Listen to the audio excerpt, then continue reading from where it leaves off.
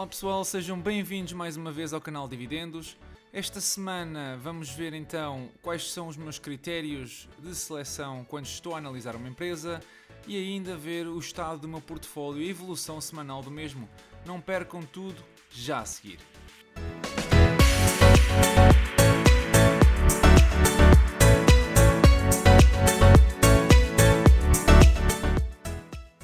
Nos últimos episódios, tenho abordado um pouco a temática de que é necessário analisar vários fatores ou indicadores relativos a uma empresa para determinar se compro ou não ações da mesma. Hoje, vou entrar mais a detalhe relativamente aos meus critérios de seleção na altura de tomar decisões. Quando analiso uma companhia, analiso 5 pontos que eu considero fundamentais para determinar o sucesso do investimento. A companhia está a crescer? Consegue gerir a sua dívida? O dividendo que paga é seguro? A companhia é rentável? E o preço da ação é razoável? No episódio de hoje, vamos responder às primeiras duas perguntas com exemplos práticos. Para responder à primeira pergunta, é então necessário validar o histórico de receitas. Como falei em episódios anteriores, é importante que a empresa demonstre receitas crescentes em anos anteriores. Em empresas que pagam dividendos, normalmente a taxa de crescimento composta anual não é tão alta como as restantes, mas neste caso, a Intel apresenta um crescimento anual composto à volta dos 7%. Isto é um ponto positivo a favor desta companhia. O próximo critério é benefícios por ação. Os benefícios por ação, ou em inglês Earnings per Share, representam o total da receita líquida dividido pelo número de ações. É importante que este valor seja positivo porque mostra quanto dinheiro a empresa ganha por ação. Neste caso em particular, vemos que o histórico da Intel também é crescente, não só devido a que as suas receitas têm aumentado, mas também devido ao número de ações em circulação ter diminuído, como vamos ver lá mais para a frente. Também neste ponto, a Intel cumpre todos os requisitos. 2 a favor. O próximo ponto é a evolução das margens. Embora as margens estejam diretamente ligadas com a rentabilidade, nesta categoria interessa-me apenas ver a evolução histórica das mesmas. Se as margens têm vindo a decrescer, pode ser um indicador de que a empresa esteja a passar por um momento negativo. A primeira margem que considero importante é o EBIT. O EBIT, lucro antes de juros e impostos, representa a parte da receita restante após descontados os custos de produtos ou serviços vendidos pela empresa, bem como da depreciação e amortização dos ativos da companhia. O histórico mostra uma margem consistente e uma tímida evolução, o que só podemos tomar como positivo. A segunda margem é a margem bruta, ou gross margin. Esta representa a percentagem da receita que sobra depois de descontados os custos de produção dos produtos ou serviços. A margem também é constante, com um ligeiro decréscimo nos últimos anos, mas não é nada de preocupante. A terceira margem é a margem líquida, net margin. Esta é, porventura, na minha opinião, a mais importante das três e indica a percentagem da receita que é considerado lucro para a empresa. Mais uma vez, vemos um histórico quase sempre acima dos 20%, com relevância para os últimos anos, onde cresceu mais acentuadamente. Em resumo, lembrem-se que do total da receita, apenas 30% é considerado benefício para a Intel. Como último ponto desta pergunta, vamos ver então a receita líquida da empresa. As percentagens muitas vezes não nos deixam ter uma ideia muito concreta da quantidade de dólares envolvidos. Analisando o histórico da receita líquida da Intel, vemos a mesma tendência positiva e, para terem uma ideia, a companhia tinha 4 bilhões em 2010 e hoje apresenta 23 bilhões. Ok, já vimos então que a primeira pergunta foi respondida satisfatoriamente em todas as categorias, a companhia está a crescer. Vamos então ao segundo passo. A Intel consegue gerir a sua dívida? Para responder a esta pergunta, podemos validar 8 indicadores. Primeiro, comecemos pelo histórico da dívida. Neste caso, vemos que nos últimos anos, sensivelmente desde 2014, a Intel tem vindo a aumentar a dívida progressivamente e isto não pode ser considerado positivo. No entanto, tendo em conta o contexto atual, onde vivemos com juros muito próximos de zero, a empresa tem sabido aproveitar isso a seu favor. Para este ponto, deixo então apenas um alerta. A segunda categoria é o Current Ratio, ou o rácio corrente. Este indicador não é mais do que um medidor de liquidez da empresa face às obrigações a curto prazo. Companhias com dificuldades financeiras apresentam normalmente valores abaixo de 1, enquanto que valores acima de 1,5 são considerados seguros. Neste caso, a Intel está tranquila, ainda que o rácio tenha vindo a diminuir ao longo do tempo.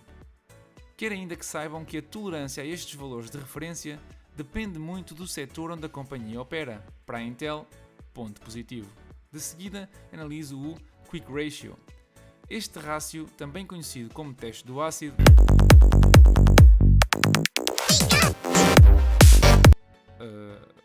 não é bem esse.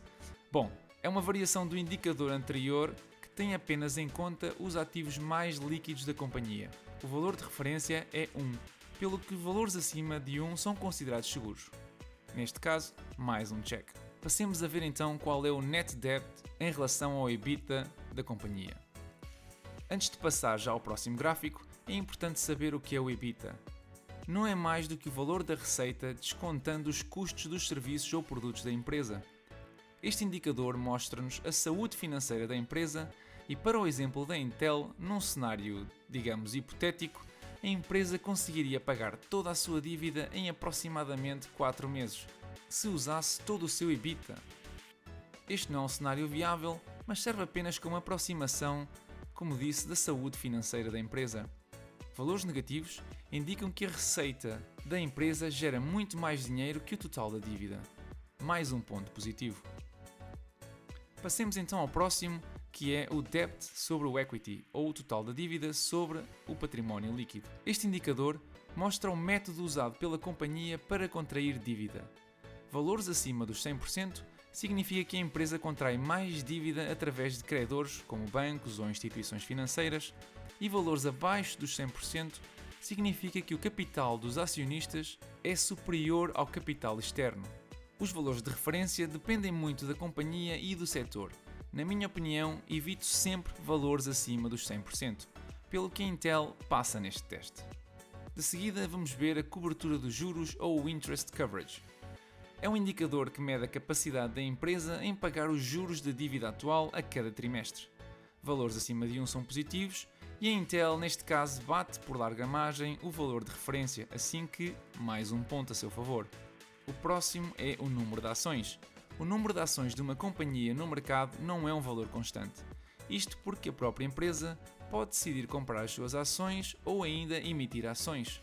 Neste sentido, é sempre positivo quando vemos a quantidade de ações diminuir ao longo do tempo. Não só porque o mercado obedece às leis da procura e oferta, e tendo menos oferta, o preço das mesmas tende a subir, mas também mostra que a companhia pode estar a gerir o seu capital de forma muito efetiva. Menos ações significam que a companhia tem menos dividendos a pagar no total.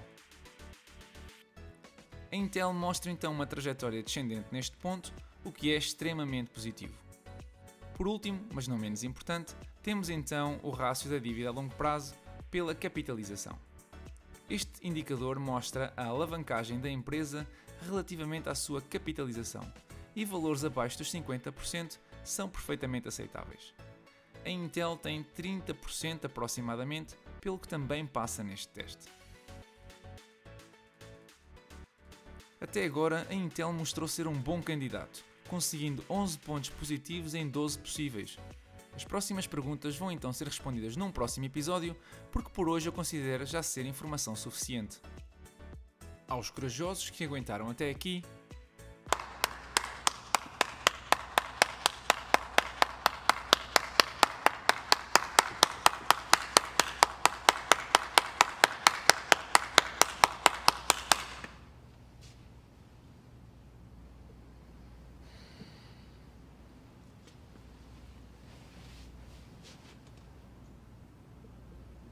estou orgulhoso de vocês.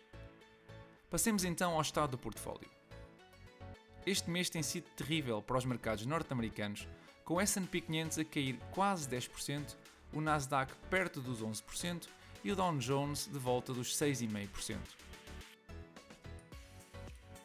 Vamos então passar a ver o estado atual do portfólio e esta segunda-feira o mercado teve uma ligeira recuperação. Como podem ver, o portfólio também não foi exceção e a valorização atual situa-se nos 12,34%, tendo os dividendos mantido inalterados nos 3,52%. Isto traduz-se sensivelmente em $660 ou 566 euros ao ano antes de impostos. Em relação à alocação, tenho uns gráficos novos que me indicam as 5 maiores posições no portfólio, quais são os 5 maiores dividendos no portfólio e ainda as 5 maiores valorizações até ao dia de hoje. Relativamente ao pagamento de dividendos, podemos então ver que o mês de setembro foi superior quer ao mês de agosto, quer ao mês de julho e que ainda na perspectiva dos trimestres a tendência ascendente mantém-se, o que é bastante positivo. Esperamos ainda dividendos na próxima semana da True Group e ainda também, como podemos ver aqui pelas datas, da Brookfield Asset Management e ainda da Broadcom. Em relação às compras durante o mês, já tínhamos visto algumas compras no episódio anterior, mas só para vos dar uma atualização, acabei por comprar ainda ações da Intel, ações da FRT e ainda da ADP.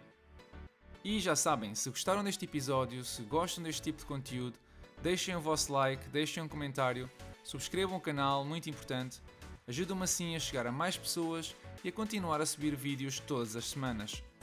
Da minha parte é tudo, vemo-nos no próximo episódio e até lá, bons investimentos a todos.